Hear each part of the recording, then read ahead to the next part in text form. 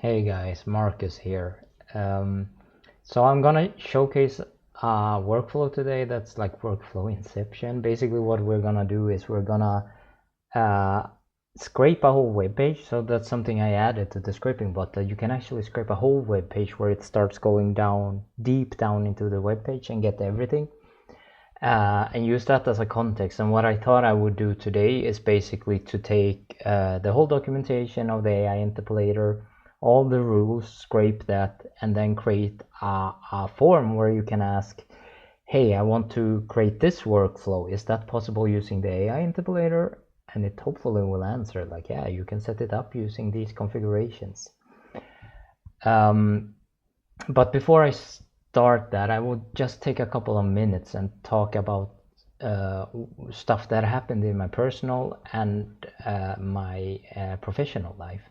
So I have actually been very busy. Even if you haven't seen videos in a while now, you can see here in May, so the last couple of weeks, I've been pushing a lot. There's a lot of new features in AI Interpolator. I've been looking into other AI stuff as well, been pushing stuff. And I just didn't have time to actually create videos for this yet, so I'm gonna create videos for it. It's still, a lot of it is still lacking in documentation as well, so this is coming as well. But I just want to talk about the reason why I can be so productive now, basically, is these guys. So I joined a company called Freely Give. And as you can see here, they are basically a company that specializes in the combination Drupal and CRM. So they have like a native Drupal CRM. They're very focused on that, and they've been building that for the longest time. It's also interesting because they found Drupal as the natural platform for what they were doing. Because of its extremely flexible nature in terms of what you can do with fields, databases, structure, and so on, which is very similar to why I took a decision in my old company that we should use Drupal for the AI chaining, because it was pretty obvious pretty fast. Even if LangChain and LangChain.js existed for Python and Node.js, building the whole structure around something that you can do no code, so you can be a site builder and set up chains, that would take a lot of time. Even in using something like Django together with LangChain would just take a lot of time for me to build. So Drupal was actually the natural choice there. So that's very interesting. Basically, they saw the same thing, and they have also been looking heavily into AI. You can see on the webpage you're looking at that they are focusing a lot on AI. So I met Jamie in the Slack channels, Drupal Slack channels for AI. So that's basically how I met him. Jamie is one of the directors then at Freely Give, and they gave me this fantastic opportunity basically to help them with AI, but also while doing this help the community in large. So they are true believers in open source, like I am. Open source is really important for me. They have worked a lot with AI. So if you used like the search API AI module, that's from Freely Give. Or partially at least from Freely Give. And they have done a lot of RAG chatbots and stuff like this, so they have already looked in a lot into the AI part, and they have customers then that are some of the bigger like UK train companies. And they have a case management system there, so you can read more about it here, called Journey Call. Which is, it's partly a delay repay system. So the train was late, you want money back, and parts of this actually they try to build AI into it, so it actually can take decisions, or at least give a certain help for the person taking the decision if money should be paid back and so on. So they are actually doing this AI in real life production environments, which is extremely exciting. So yeah, I just wanted to say I'm extremely grateful for Jamie and the other director, Andrew, for giving me this opportunity. I think it's good for me personally. Hopefully I can contribute back to the company. So they have use for me outside of just contributing to the open source community. And I will hopefully be able to contribute a lot more to the open source community, not just AI Interpolator, but in general in AI. This opens up a lot of opportunities. So if you're interested in that, just contact me, or Jamie would be the person to contact if you want to talk about actual business. And this also opens up the credibility then maybe for the AI Interpolator, that there is a company behind it that you can also pay for consultancy, which means that it's not me doing it on my free time and me having to figure out administrative how I can work for someone for a couple of days with all the things with bills and stuff, because I never liked being a freelancer or having my own company. So this is a possibility now as well. If you need help with some specific workflow, if you need help with building some specific rules into AI, or AI consultation in general, because there's a lot of smart people in this company, and not just in Drupal PHP, but in other languages that works with AI. Please contact Jamie. Just look for FreelyGive and you will find his contact data there. So yeah, that's it. Once again, I'm very grateful for this opportunity, and let's start our workflow. So before I show the example, there is workflowsofai.com where you can filter, search for all the videos I've done so far. So I started with doing what I said in the intro that I would do to scrape the workflows of AI documentation that's on Drupal.org. Drupal.org has scraping protection in line. The modules I've created can bypass this. I'm not going to show you how to do this. If you ever want to do this, you have to figure it out yourself. I would not recommend it. The protection is there for a reason, so I'm not going to scrape Drupal.org in this case. What I'm going to scrape instead is, I just took a simple example here, the Guzzle documentation, right? And we're going to ask a question about Guzzle. And why is it important to scrape here, by the way? And why is it important to have the Guzzle documentation before we ask the LLM something? So you would think with a model like OpenAI GPT-4o, the latest, coolest version, it would be able to answer any question about Guzzle. And this it can do in 99.99% of the cases. But the problem in the end is an LLM is not an answering machine. An LLM is a text generator, which means that it might be not so credible in this case. So as far as I know, Guzzle doesn't exist as a product or as even a name somewhere else, but it might be in the token space when it's generating your sentences that you want as answers. It might actually have a high temperature, have high creativity, and actually go somewhere else. In this case, it also makes sense that, as you can see, we're on the latest stable version. We just want the latest stable version of the documentation, so it doesn't answer something for Guzzle 6 or Guzzle 5 or Guzzle 4. We wanted to answer something about Guzzle version 7.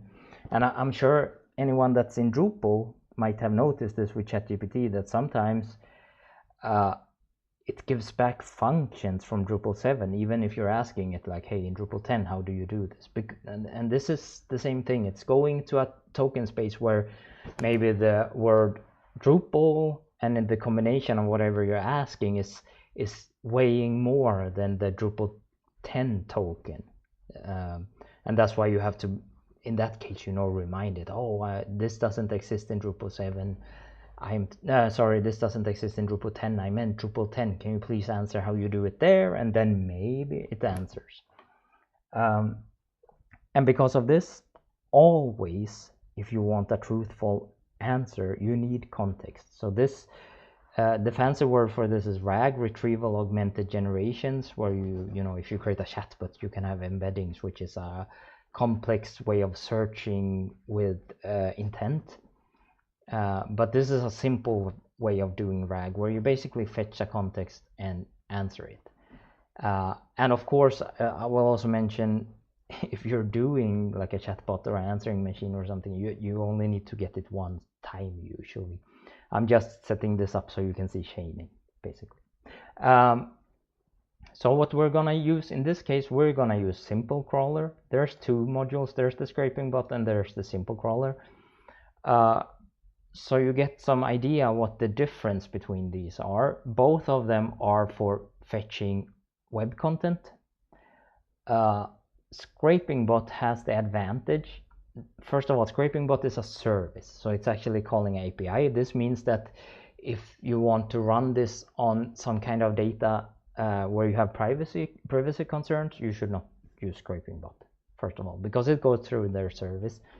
I'm pretty sure it says in the terms and conditions that they are not spying on this, but who knows? You can't control that. But what they have that's a huge advantage is that they're running inside a browser. So it opens Chrome and can actually go to websites that are JavaScript based or headless or anything that's not server-side rendered. It can actually render this. It also has two other main advantages, I would say. One thing, you can run it from almost any country that matters for testing, I would say, in terms of economical markets, except China. China has special rules.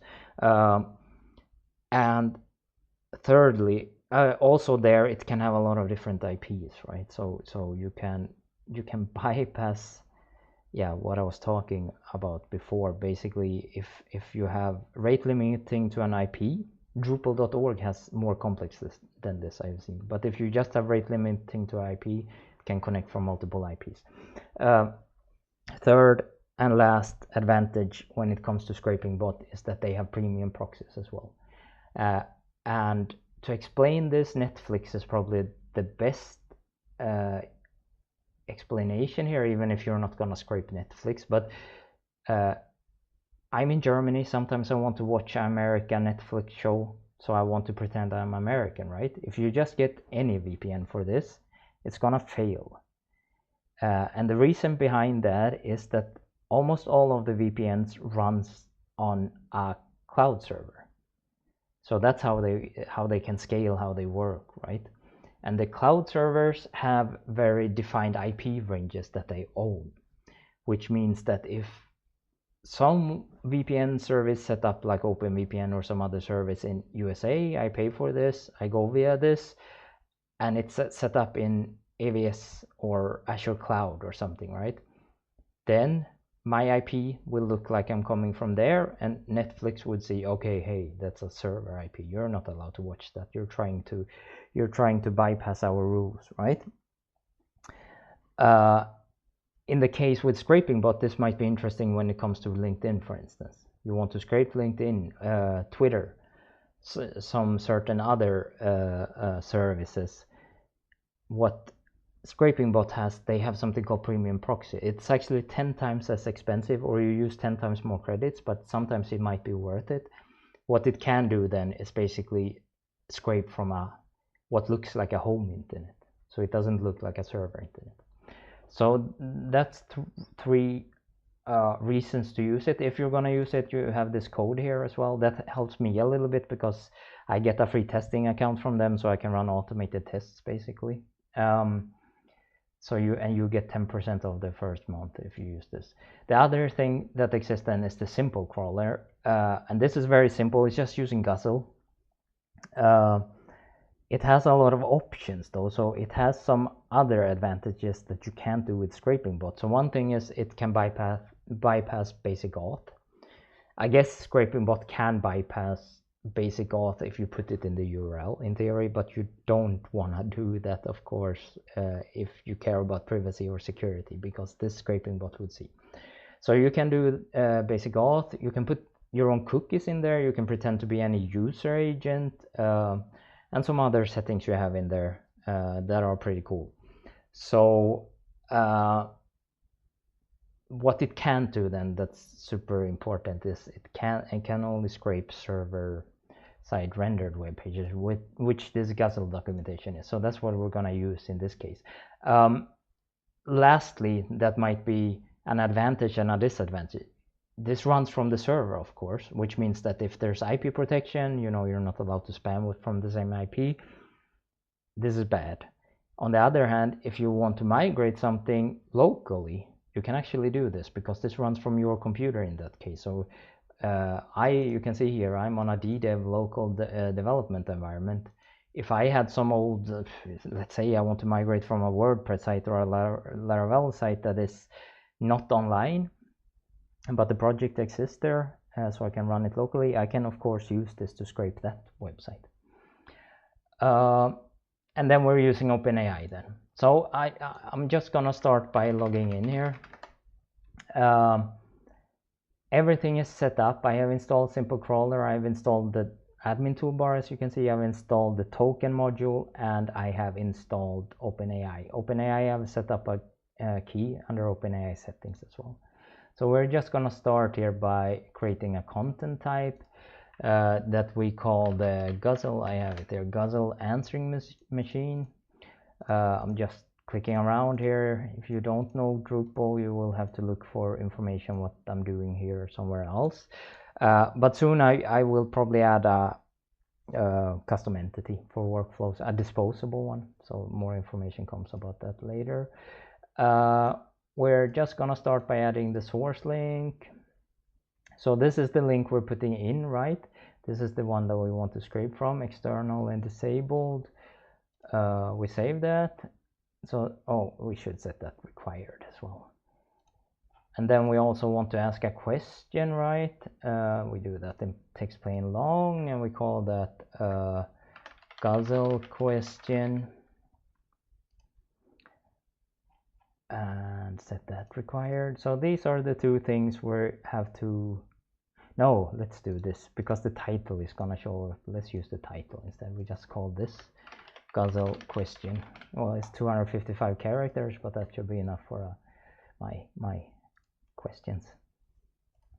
Then we create a formatted text format long, which are the HTML pages. This is super important that you set unlimited here, or set a high value at least. What you don't want to do is that you're, sorry, I haven't explained yet what I have added here. So just so you know, all these videos, I'm not putting any production values into it. I should probably do that, but I don't have the time. I like coding more. It's basically, this is one part of me testing the actual module. So I'm just turning on OBS and talking while I'm doing that, and that's how these videos comes to be. But I think it's helpful at least in some degree to understand how everything works. So what I forgot to mention is there are new rules to both these. So before they could, you know, take a link and scrape the header or the main image or the web page. What it can do now is that it can crawl. So you can basically say, hey, I want to crawl the whole website and put this in a lot of text fields, right? So we have the entire website as the context, because of course with the Guzzle, I just think they have like 10-15 pages in the end. So it's maybe possible, you know, I copy here, click that, copy there, click there. I could do that. But if you have thousands of pages that you want to use for context, this sucks, of course. And because of this, you have to put it unlimited. This thing I added, of course, also adds a lot of context that you can put into the Search API AI. which you can do RAG chatbots and really cool stuff. Also, there's another depth link rule that does the same. It just doesn't store the actual content of the website. Instead, it looks at other links of specific extensions that you can configure. So say that you want to go to a web page and find all the PDFs that's on that web page and get the links to those. And with those links, you can use the extractor to download them later. So AI Interpolator extractor. That is possible as well. But now we're gonna use this rule. I'm gonna show you. So we turn on full HTML, and you understand now why unlimited is important here. And we're gonna use the simple depth crawler. It would be ScrapingBot depth crawler than if you're using ScrapingBot. Oh, one more thing. Simple crawler has a release now with this. ScrapingBot, it's still in dev because I need to fix some other stuff. So if you want to test it today in ScrapingBot, you have to get the dev version. Advanced settings, we're gonna go, we say depth 2 will be enough. So this means that it's gonna click link here and it finds another link. Well, in this case, it's an internal link, so that doesn't count. But if it finds another link even deeper, it's gonna go 2 steps in this case. Don't set this very high unless you really want to scrape a lot, right? Include source URL means that it gets this actual page as well, so the first page, not just the page that it scrapes. Host only means that if the host is docs.guzzlephp.org and it links to something else, like our cookiepolicy.com or something, we're not gonna start scraping that. Keep that checked unless you know what you're doing. I'm gonna comment later, you can add regex and stuff, because there are valid reasons why not to do this. Because of course, if you want to scrape PDFs like I talked about before, and the same settings exist in this link stuff, then those might be on a blob storage that has a completely separate host name, right? So you can do that. URL on top just puts the URL on top. This is important if you're doing RAG or something and you want to reference the URL where you got the answer from. Yeah, we can keep that actually, because then we can maybe ask it even to reference it in the prompt so we can see it's correct. Body only means that this is not talking about what it's gonna scrape, so the content it's gonna get. It's rather that you're saying that only look for links within the body tags. So if there happens to be a link in the head tag, it's not gonna use that. Here is just you comma separated exclude pages, and these are some normal stuff that you don't care about, like terms and condition, cookie policies and stuff.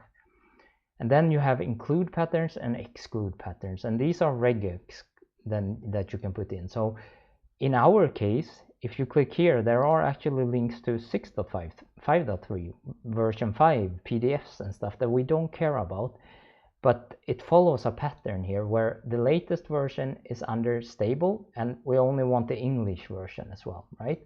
So we can just copy that this should be somewhere in the path, right? And this is then regex, so I have to escape here. So you need to know regex to use this. You can leave empty if you want to include all. A cooldown means that it's basically waiting in between each time it scrapes.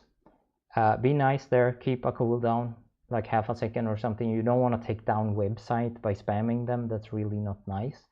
If you check your logs for when bots hit your website, or non-malicious bots, you will see that they do this. They don't just spam you with, if you see Googlebot for instance, unless you're a very big website, they're not gonna spam you with, you know, thousands of requests in a minute or something like that. If you want to pretend to be a user agent, this is usually good, because this is what many websites actually checks for when it comes to is this website or is this request from a browser or not, right? So we're just gonna add the Chrome there. Here you see basic auth, custom headers I can add, custom cookies, we don't care about that. Then we have the R crawler mode, where we can say either we get the whole dump of the web page, so we would get everything, or we can use HTML selector, which is similar to jQuery. We're just looking for ID or class or something like that. But in this case, we use article segmentation, which comes from the readability library. So the readability library comes from Mozilla Foundation. You see it in the Firefox browser, where you can basically go to a website and say, hey, I only want to look at the article. I don't care about all the ads and other menus and stuff. I want to read the article cleaned out. It's using the same thing. So in this case, it's just gonna get this. While these links and these links are menus, it recognizes this and doesn't scrape that. Then we're gonna use a weight of 95. So in this case, direct could perhaps work. In theory, I think it actually might finish before 30 seconds because it's, like I said, it's like 15 pages or something. But of course, if you're gonna do some deeper scrape, this will never work. So instead, what we're having is you can choose between these two. Qcron, this is the most optimal one because there's usually no timeouts. You might have PHP timeout, but usually on Rust you don't have it. Batch mode, it's a little bit special because what this does, it doesn't put all of the scraping into one batch. It hooks into the AI Interpolator's batch and adds all these jobs basically where they're supposed to be. So for each web page, it basically has whatever PHP or web server timeout you have. So we're gonna try batch now because it's also very visible. And then we're just gonna have an answer. So we just call that answer.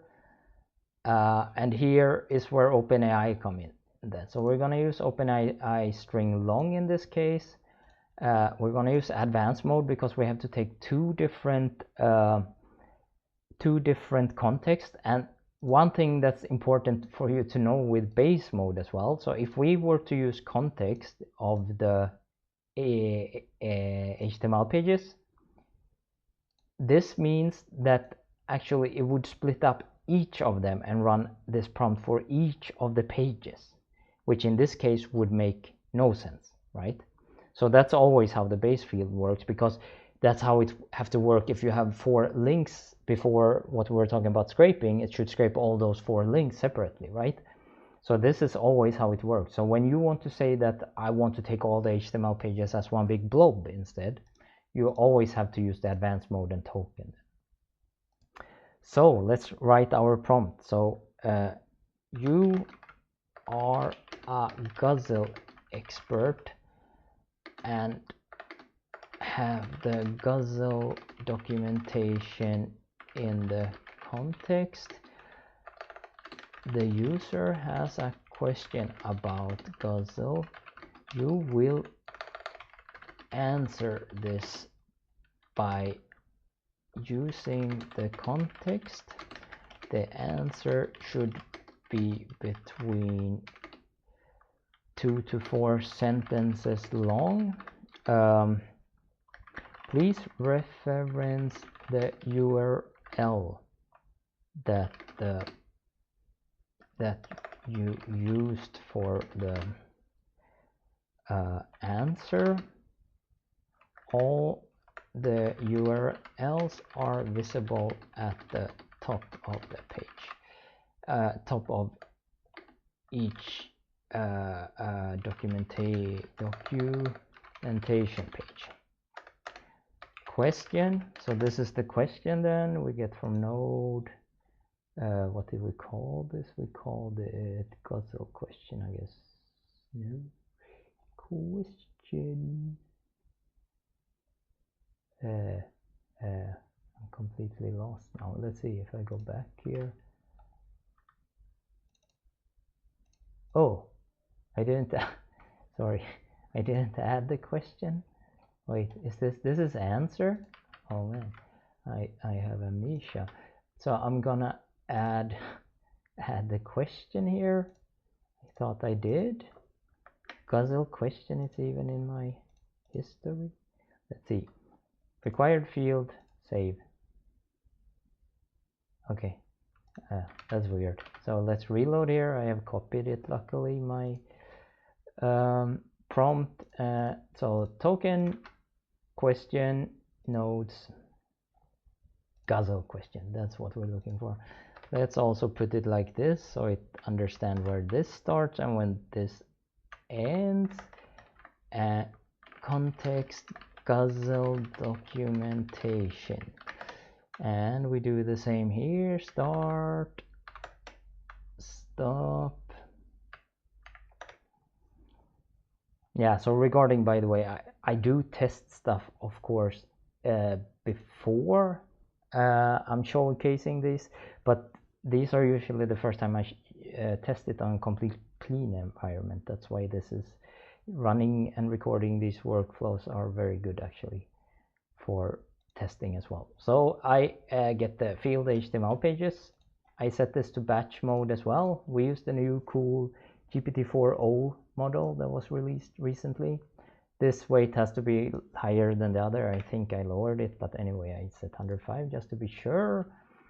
And let's see. Well, one thing I have to do now, because I didn't add the question correct, I will to.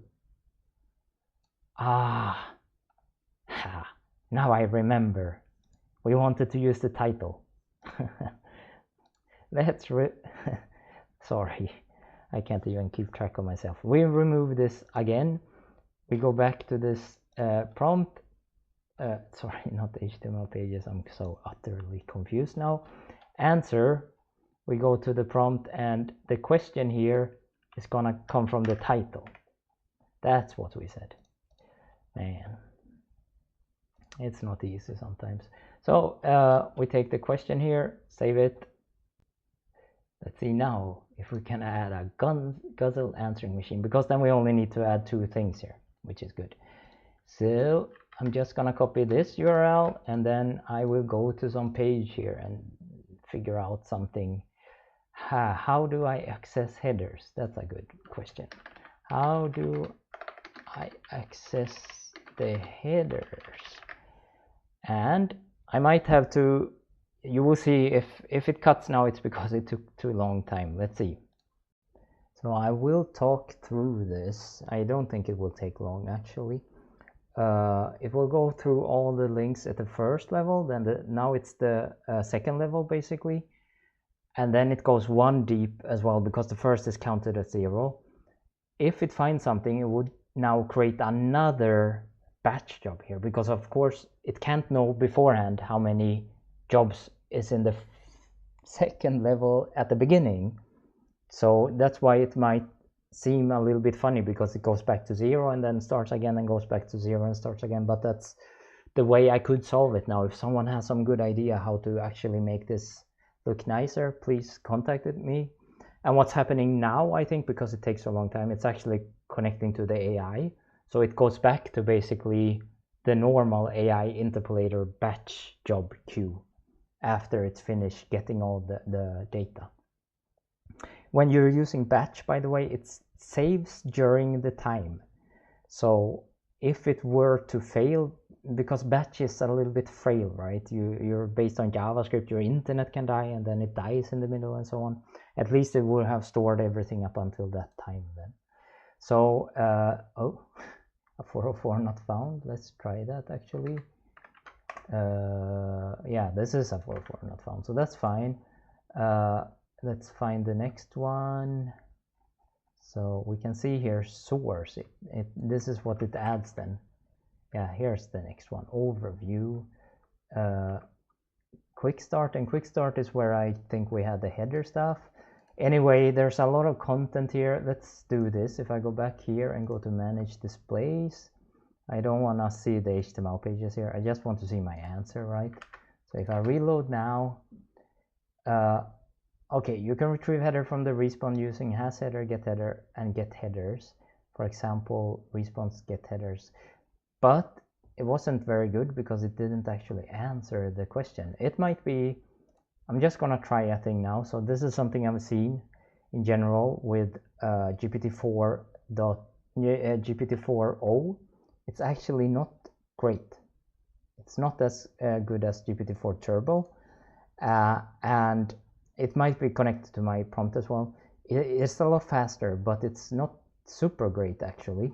It might be also, please reference the URL you use for the URLs. the URL should be inside the 2 to 4 sentences. So this can also be that it actually created 2 answers. So if I would have put unlimited, it was in the second there. Because basically if you're asking it to generate many paragraphs, it will generate those in new text fields. And this is how it has to work, because if you're asking, for instance, an image generator to generate 3 images, it of course has to be in 3 images. You can't concatenate that. With text, there is a version where you can always concatenate.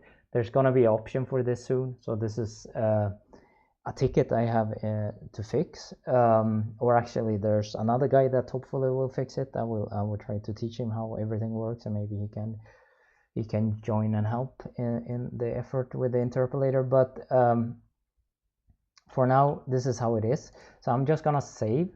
And how it always works, if you're not happy with the answer because the prompt was not perfect, you can just remove it, and then it runs that particular job again. So now it's not gonna fetch the website again. It has fetched everything.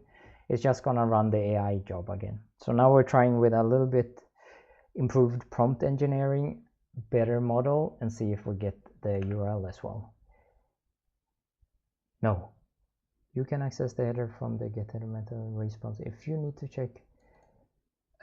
Okay, I'm gonna go even harder at this because it's obviously not understanding. The URL should be inside the 2 to 4 sentences. The output should look like this. Sentence 1 about the answer, sentence 2 about the answer, the URL, wait, we have to do, if it's sentences, it should of course be dots. The URL to the answer from the documentation. Let's try this. Maybe this is a dead cause. Maybe it's, oh no, let's also do this. I just reload. At top of each documentation page with the title source. So it does that connection in the token space as well, because it says source, not URL, right? As you can see when this load, it says like this source colon. Remove and try last time, and if this doesn't work, I give up. But you can see that the answer at least is correct, and this is to get this correct. This is just prompt engineering, but I don't want to bore you with that too much. Sometimes for the production stuff I do, I sit hours to get the right prompt. Yeah, finally, part of the peers are S7 response object. Yeah, but this was actually not correct. Why is, well, let's see, maybe it's there as well. Get header. Okay, you can retrieve. Okay, no, this is fine then. So it's actually there as well. So it could be in quick start, or it wasn't maybe in quick start. Yeah, it's explained there as well, but I guess it's actually better explained here. Complex headers, accessing headers. Okay, sorry, the AI is right, I'm wrong. I just skimmed through the web page. So you see, AI is super good to have when you don't have time to actually read something yourself. So it did work. Well, it gave back too much sentences actually, but maybe it felt it needed to do that. So yeah, that's the workflow. Sorry about the missteps, but as you can see, I'm just doing this as I'm trying out stuff, and it's probably good anyway to see that it's not perfect, that you will, you know, fall into these problems yourself when you're setting it up probably. So yeah, thank you for watching.